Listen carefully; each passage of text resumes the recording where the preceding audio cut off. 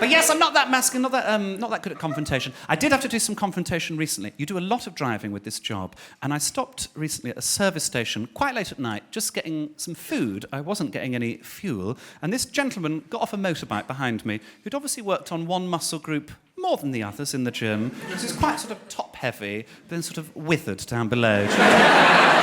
He looked like a cornetto with a head. Like a spinning top shaped into a twat. It's really pushy. I went to the service station, he pushed in behind me. I went over to have a look at the sandwiches, and he shouted to the woman behind the counter, who was sat there with a little e-cigarette, which was giving out a sarcastic amount of smoke, really, just sort of billowing around her. She looked like she was on bloody stars in their eyes, just like there. And he shouted, "Why isn't the pump on?" And she went, "It's after 10, you have to pay first, that's the rule." And he went, "Oh, what, you don't think I can pay for it?" And she went, no, that's not what I'm saying. It's after 10, you have to pay first, that's the rule for everybody. I think it's at the point when he picked up a fire extinguisher and started swinging it around. I became really fascinated in the sandwiches at that point. I was like, oh my God, chicken and bacon? Oh, I'm going to read out the ingredients on this one. Just staring out blind fear. He's like, "Nobody thinks I can't pay for this. You, mate," pointing at me, "you think I can pay for it." I'm not sure how I did this, because I was nervous and frightened, but I think I just went, shitting myself. Put the fire extinguisher down. He said, "If you don't put that pump on when I go out there, I'm going to create big problems for you." She said, "I'm not going to put the pump on." He did my favourite thing anyone's done in anger. He just threw a Twix on the ground. Seems like a reasonable response, doesn't it? The old Twix throwing trick. He went over fanning out with his motorbike. I went over with a prawn mayonnaise, if you're interested. And she started scanning it really slowly. And I said, "Are you going to put that pump on?" And she went, "No."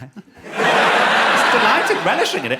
I scuttled back to the car, locked the doors. He tried to get back into the service station, but cleverly she'd locked the doors to there. So he tried to kick them in, but it didn't work. He's withered down below. So picked up a pack of fire logs, started swinging them at the 24-hour window. She knows it's bulletproof glass, so she was just laughing. Just smoke pissing everywhere. I started the car, tried to drive round, but I'm a polite driver. I'm not going to beat my horn or anything. He was in the way. So I just thought, I need the prawn sandwich, to be honest. One thing I forget to do when I'm in the Ford Fiesta is, and I slipped that in, didn't I? Someone's got some bloody dollar, haven't they? Ford Fiesta. The lights are always sort of on, and there's a little switch, and if you go a little bit, it goes on to sort of mini beam, and if you go a bit further, it goes on to full beam. And because I was nervous and frightened, I clicked onto full beam, but very quickly clicked back, but essentially flashed him. He turned and looked at me through the windscreen with these fire logs, just staring into my soul for what felt like an eternity.